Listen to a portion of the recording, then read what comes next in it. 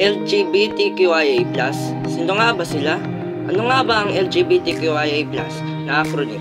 Ito ay lesbian, gay, bisexual, transgender, queer, intersex, pansexual, at asexual.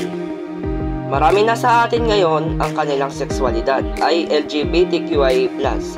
Sila ay nakakaranas ng diskriminasyon, lalo na dito sa Pilipinas.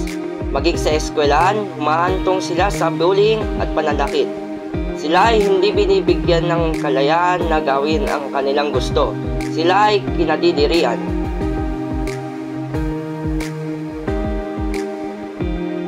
Bilang isang human rights advocate, may sulong ang pagtanggap at paggalang sa iba't ibang kasarian upang maitaguyod ang pagkakapantay-pantay at paggalang sa kapwa bilang kasapi ng pamayanan, bansa at sa daigdig.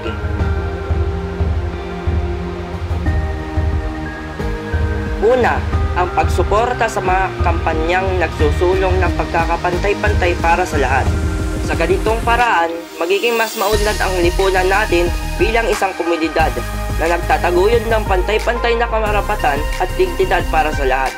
Ang pagtanggap at paggalang ay susi upang maitaguyod ang tunay na kapayapaan at kalayaan hindi lamang dito sa bansa kundi pati na rin sa buong mundo. Pangalawa ay ang edukasyon. Sa pamamagitan ng tuturo ng mga aralin tungkol sa gender equality and respect sa mga paaralan, nagiging malawak ang kaalaman ng mag-aaral tungkol sa mga isyong ito at nagkakaroon sila ng mas malalim na pag-uunawa sa kahalagahan ng paggalang sa lahat ng mga kasarian.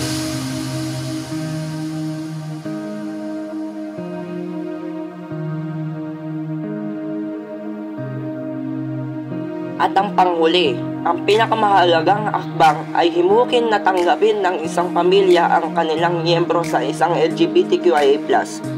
Ipanunawa na isa rin silang tao na may pakinabang sa lipunan.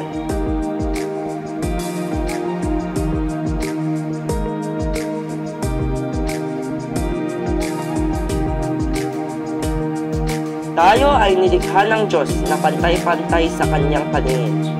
Ano man ang ating kasarian, ang puso at kabutihang loob pa din ang tinitingnan ng ating Diyos.